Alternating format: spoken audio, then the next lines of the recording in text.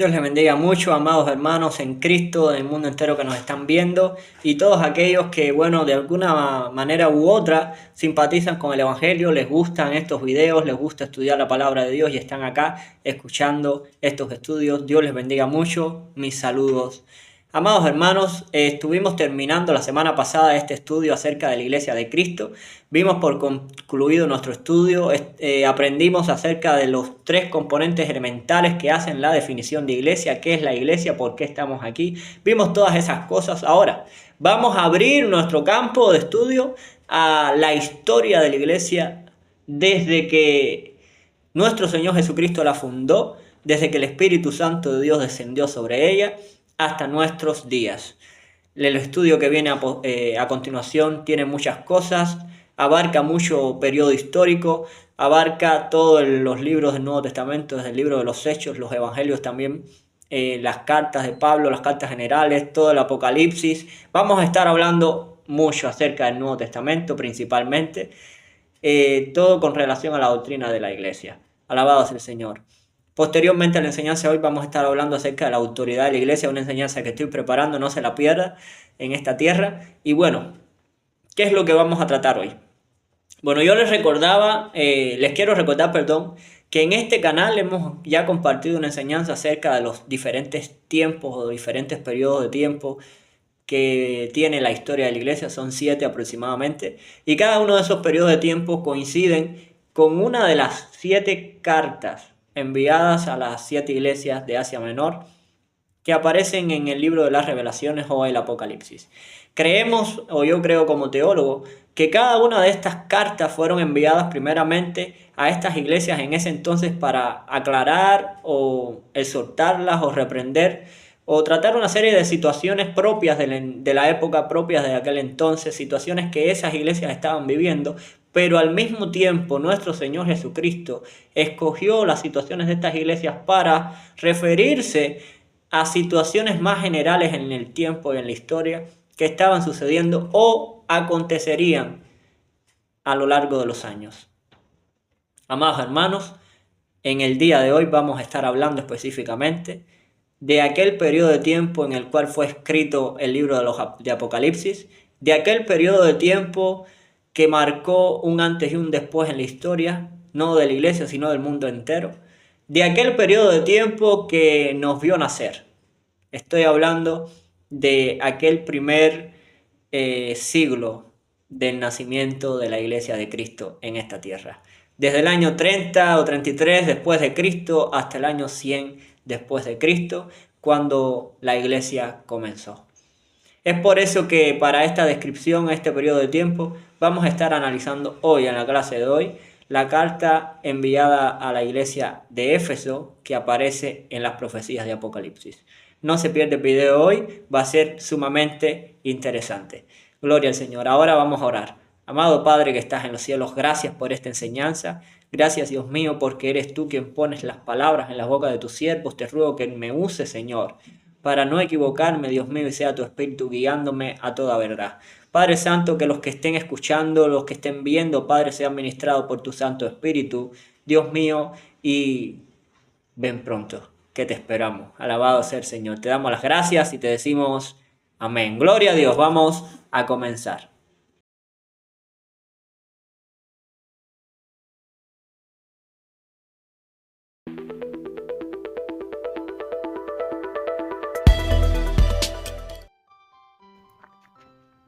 La iglesia en la historia. Descripción profética de Éfeso. La iglesia que dejó su primer amor. Dice Apocalipsis capítulo 2 versículo del 1 al 7. Escribe al ángel de la iglesia en Éfeso, el que tiene las 7 estrellas en su diestra, el que anda en medio de los 7 candeleros de oro, dice esto: Yo conozco tus obras y tu arduo trabajo y paciencia, y que no puedes soportar a los malos, y has probado a los que se dicen ser apóstoles y no lo son, y los has hallado mentirosos. Y has sufrido, y has tenido paciencia, y has trabajado arduamente por amor de mi nombre, y no has desmayado. Pero tengo contra ti, que has dejado tu primer amor. Recuerda por tanto de dónde has caído, y arrepiéntete, y haz las primeras obras. Pues si no, vendré pronto a ti, y quitaré tu candelero de su lugar, si no te hubieres arrepentido. Pero tienes esto, que aborreces las obras de los nicolaítas, las cuales yo también aborrezco. El que tiene oídos, oiga lo que el Espíritu dice a las iglesias. Al que venciere, le daré a comer el árbol de la vida, el cual está en medio del paraíso de Dios. Muy bien, vamos a estar trabajando con la Iglesia Apostólica Pentecostal, nacida del 33 después de Cristo hasta el año 100 después de Cristo. Vamos a hacer una comparación con la historia. A mi izquierda tenemos en la columna de la izquierda la descripción de la carta y a la derecha las profecías cumplidas en la historia. Dice en la columna derecha que está en la carta que era una iglesia activa en obras. Dice el versículo 2 de Apocalipsis capítulo 2, dice: yo conozco tus obras y tu arduo trabajo y paciencia. Y el verso 3 dice: y has sufrido y has tenido paciencia y has trabajado arduamente por amor de mi nombre y no has desmayado. ¿Qué es lo que sucedía? Bueno, el apóstol Pablo fundó la iglesia en Éfeso aproximadamente en el año 60 después de Cristo, durante su tercer viaje misionero. Esta historia la podemos encontrar en el libro de los Hechos capítulo 19. Dice la palabra de Dios que ahí en esa ciudad fue la ciudad donde hubo mayor avivamiento de la iglesia durante todo el ministerio del apóstol Pablo, al punto de que el apóstol Pablo se quedó ministrando en esa ciudad durante 3 años.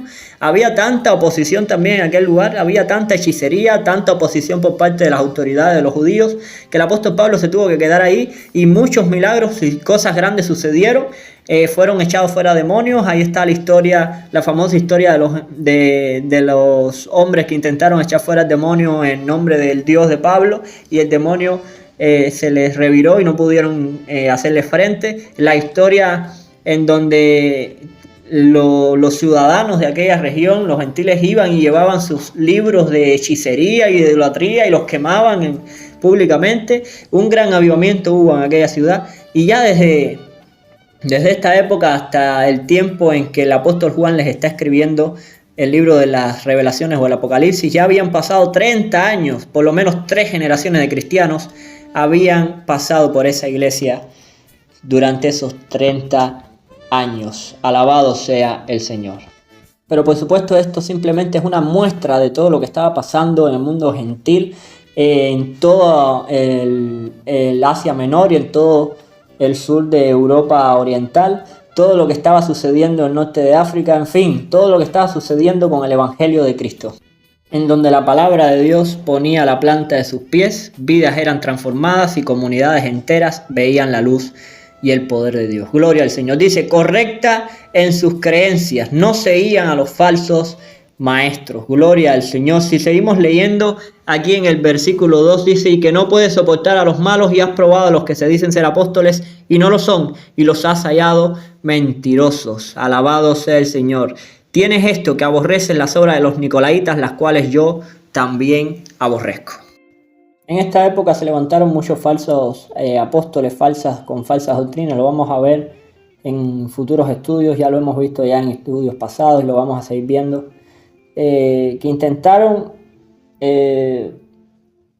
diluirse con el mundo y tratar de preservar viejas costumbres, pero la palabra de Dios siempre prevaleció, y esta iglesia en esta época, dirigida por los apóstoles, era una iglesia muy celosa de la palabra de Dios, a pesar de todos aquellos que querían levantarse para enseñar falsas doctrinas. Dice que era una iglesia fuerte en odio, pero débil en amor. Empezó muy bien, empezó muy fuerte, apasionada por la palabra de Dios, pero la fuente de sus obras con el tiempo ya no era su amor por Cristo, sino más bien era parte de su desanimado estilo de vida, un estilo de vida religioso. En un marco más general en esta época, la Biblia declara en varios pasajes que la iglesia gozaba de buen testimonio con todo el pueblo, como es en aquel pasaje del libro de los Hechos capítulo 2, en donde aparece una iglesia que compartía todas las cosas y todo lo tenía en común. Gloria al Señor. Reunía ayuda para su propio sustento, y estas dos cosas las podemos encontrar también en 1 Corintios 16, versículo del 1 al 3, Hechos capítulo 2, versículo 43 al 47, y 1 Corintios 16, versículo del 1 al 3. En 1 Corintios, Pablo hace mención de unas ofrendas que eran recogidas por él para llevar a la iglesia, para ayudar a los hermanos en Jerusalén que estaban pasando una situación muy complicada. En otros videos ya hablaremos sobre esa situación. Pero dice que también pedían consejo a los apóstoles en disputas doctrinales. Si podemos encontrarnos con 1 Corintios 1, versículo 11, ahí aparece una historia con respecto de una serie de situaciones en donde los cristianos de aquel entonces, de esta iglesia, pidieron ayuda a Pablo para que Pablo les explicara una serie de aspectos que estaban trayendo división al cuerpo de Cristo allá en territorio de Corinto. Fuerte en odio y débil en amor. Odiaban a los nicolaítas, quienes representaban las falsas doctrinas de la época, las cuales buscaban la libertad de satisfacer los deseos de la carne. En 1 Corintios 5 aparecen también una situación con respecto a un hermano que había tomado la mujer de su padre. Y esto a Pablo le molestó mucho y llegó a los oídos de Pablo y condenó el pecado y exhortó a la iglesia también a reprender este tipo de acciones. No obstante a esto, Pablo tuvo que volver a escribirle a estos hermanos en 2 Corintios capítulo 2, versículos 5 al 11, exhortándoles a que por favor perdonaran al hermano también, ya que al parecer el hermano se había arrepentido de su pecado y lo volvieran a recibir a la iglesia, porque al parecer había una tendencia a este pensamiento legalista y de falta de misericordia. Dice, débil en amor, las primeras obras poco a poco se vieron diluidas por un pensamiento religioso motivado por un fuerte deseo de preservar las leyes, olvidando la naturaleza del Evangelio de la gracia. La naturaleza del Evangelio de la gracia, hermanos e hermanos, es que nosotros no merecíamos el amor de Dios y por su misericordia hoy estamos aquí. Así que si un pecador se arrepiente de su maldad, nosotros como iglesia debemos de perdonarlo para que sea restaurado. Amados hermanos, ¿qué estaba sucediendo en esta iglesia? Yo no sé si esta situación le parece conocida, pero cuando nuestro Señor Jesucristo vino a esta tierra, podemos ver cuando leemos los evangelios que muchos de los líderes religiosos de aquel entonces, judaizantes, fariseos, saduceos, muchos de ellos escribas, autoridades, amados hermanos, maestros de la ley, muchos de ellos, grandes hombres de Dios, le hicieron frente. Le hicieron frente. ¿Y saben por qué le hicieron frente? Porque ellos defendían una ley autoritaria en donde para ser justo, para ser salvo, para ser un hombre íntegro delante de Dios tenías que necesariamente cumplirla. Una ley que se había dado debido al pecado de la humanidad, debido al pecado del pueblo de Dios, una ley que había sido dada con el fin de que el pueblo de Dios entendiera que era imposible que por medio de esfuerzos humanos ellos pudiesen ser salvos.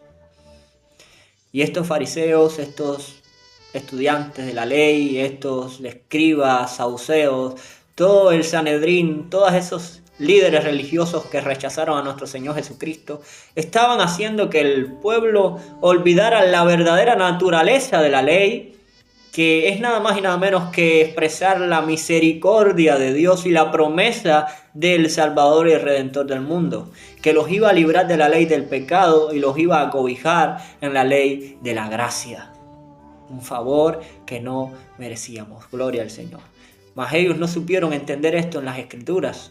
No supieron interpretarlo sabiamente, correctamente, y llevaron al pueblo a un estilo de vida religioso en donde el hacer lo que se me pide, el hacer las exigencias que se me demandan, es suficiente para mi vida como judío, como religioso, como persona santa e íntegra delante de Dios, pero no era lo que Dios quería. Cuando nuestro Señor Jesucristo descendió a esta tierra, en nuestro Señor Jesucristo guardó cada uno de los puntos y aspectos de la ley, pero no dejó de obrar por medio de la misericordia. Si en un día sábado había que sanar a un enfermo, Él lo hacía.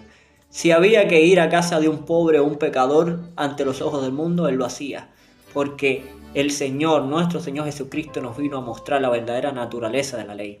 Que aún nosotros siendo pecadores, Dios estableció un plan para hacernos entender que por nuestras propias fuerzas no íbamos a ser salvos, sino que íbamos a necesitar de un Redentor que viniese a sanar nuestra culpa, a saldar nuestra culpa, a sanar nuestras enfermedades y a quitar nuestro pecado para siempre. Esa misma naturaleza que traía el plan redentor de Dios es la misma naturaleza que tiene que operar en la iglesia de Cristo hoy en día. Los fariseos querían ser más religiosos que nadie, querían guardar más la ley de Dios que nadie. Su celo por la ley y por la justicia divina los cegó y les hizo que olvidaran por qué Dios escogió a su pueblo. Para hacer luz entre las naciones, no para vivir aislado como el pueblo supremo del mundo entero. Las demás naciones debían de ver a Israel y reconocer que era una nación diferente, una nación que tenía un único y verdadero Dios, y el objetivo era que ellos comenzaran a imitar a Israel. Pero la historia nos cuenta otra cosa. De la misma manera, bueno, ¿por qué les cuento esto? Bueno, porque de la misma manera que en aquel entonces está sucediendo ahora.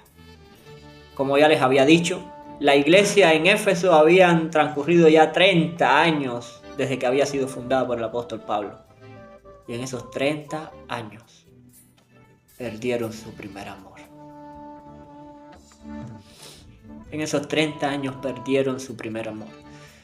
Ya no hacían las cosas por amor a Dios. Ya no ayudaban a un enfermo porque realmente ellos sentían en su corazón el deseo y el anhelo de hacerlo. Todo lo que empezaban a hacer era el cumplimiento de una norma, el cumplimiento de una medida, algo que es necesario hacer por el bien común, algo que la palabra dice y que bueno, hay que hacerlo porque sí. Y muchos incluso se confunden diciendo: esto me va a dar el cielo. Ya vimos en videos anteriores que esto es una ilusión. Nada de lo que hagamos nos va a dar el cielo. Esto es perder el primer amor. Dejar hacer las cosas por pasión y amor a nuestro Señor Jesucristo y empezar a hacer las cosas porque creemos que es lo que debemos hacer, por una responsabilidad, por algo que es necesario que se haga, porque alguien me lo dice, porque hay que rendir cuentas a alguien, porque... Hermano amado, la iglesia no vive así. La ley de la gracia es incondicional. Dios no nos exigió nada para venir a hacer lo que Él hizo. De la misma manera, no hay necesidad de que Dios nos exija nada para que nosotros hagamos lo que a Él le agrada. Amados hermanos, esto es lo que pasa cuando dejamos de vivir nuestra vida cristiana por amor a Dios y empezamos a vivir nuestra vida cristiana. ¿Cómo lo digo? ¿Por complacer a los hombres, tal vez? Díganme una cosa, o mejor, no me lo digan, no me lo pueden decir, a menos que sea por los comentarios. Díganme si lo quieren hacer por los comentarios o piensen en esto. ¿Cuándo fue la última vez que fueron a un culto con gozo en su corazón? Sin pensar en que es necesario que te vean ir. Sin pensar en que es necesario llegar y tirarte de rodillas y que todos te vean y vean que estás orando. ¿Cuándo fue la última vez? Si hay muchos líderes aquí viendo esto, si hay algún líder viendo, esta pregunta es válida también para ellos, de hecho, sobre todo es para ellos. ¿Cuándo fue la última vez que ayudaste a un necesitado con gozo en tu corazón? Y no como algo que demanda el pastor o hay que hacer.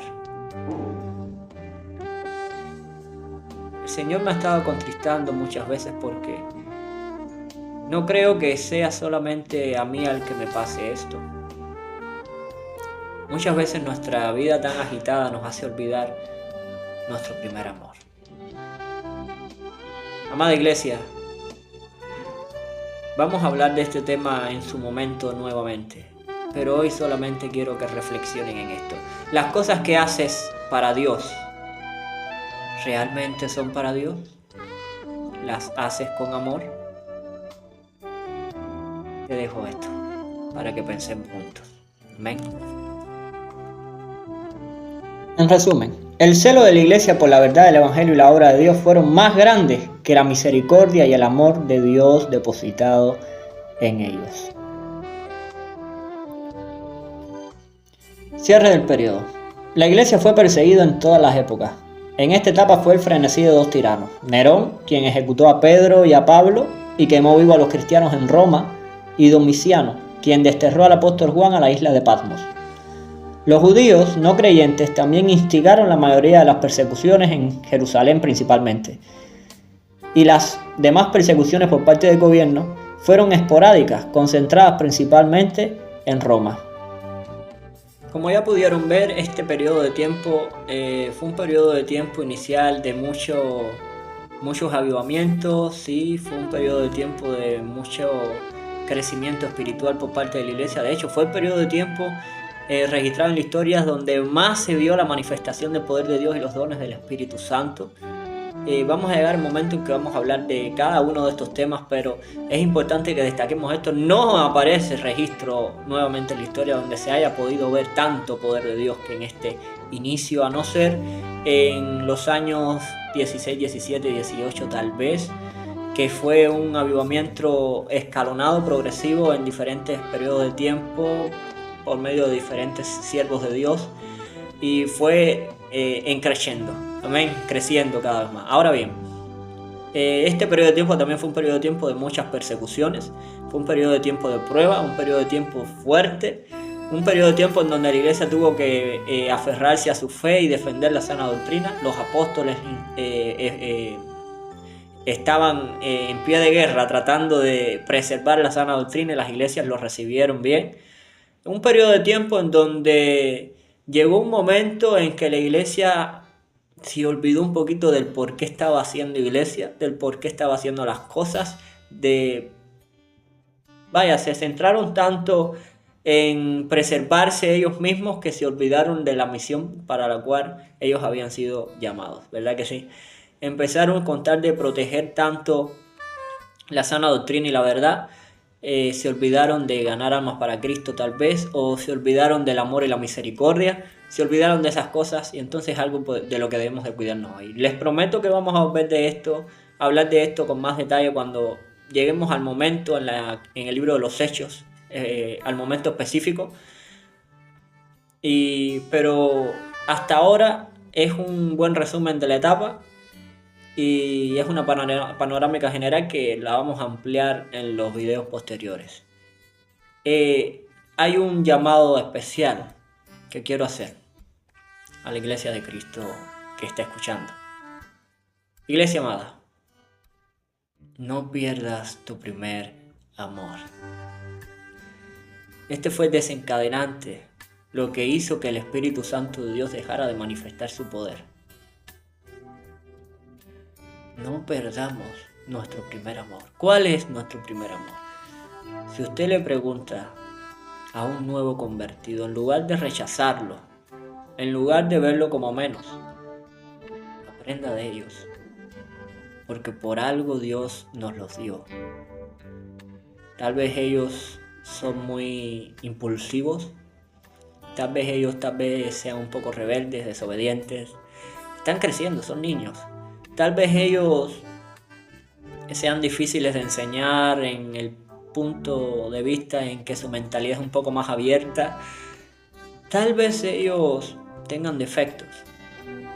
Pero hermano, acérquese más a ellos para que se dé cuenta lo que es el primer amor. Que ellos los contagien o nos contagian a nosotros con su pasión por Cristo. Los que verdaderamente se han convertido. Hay quienes son nuevos convertidos que realmente nunca se han convertido. Me parece contradicción, pero bueno, desafortunadamente tenemos eso. Los tenemos de todos los colores. Pero el que verdaderamente se ha convertido, usted acérquese a ellos y va a ver su pasión por Cristo. Va a ver cómo lo deja todo por Cristo. Es nuestra responsabilidad enseñarles a ellos, pero ellos tienen algo que nosotros necesitamos recuperar. Y es su pasión, es su amor. Es su entrega desinteresada a la causa de Cristo. Amada iglesia, amado hermano, este es mi llamado. Vuelva de regreso a su origen. Cuando usted se convirtió, cuando usted dio el sí por Cristo, ¿cómo era su vida y cómo la es hoy? Analicemos esto. Es verdad, sabíamos menos, pero amábamos más. Nuestro amor por Cristo debe crecer día a día.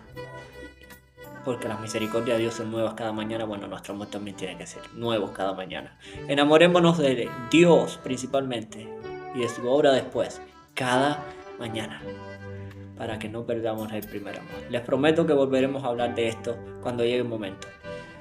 Por ahora, oramos para despedir y nos vemos en el próximo video. Amado Padre, gracias por esta enseñanza. La pongo en tus manos para que tú la lleves, Señor, a los corazones que debas llevarlo. En el nombre de Jesús te doy las gracias nuevamente y te digo amén. Dios les bendiga a todos.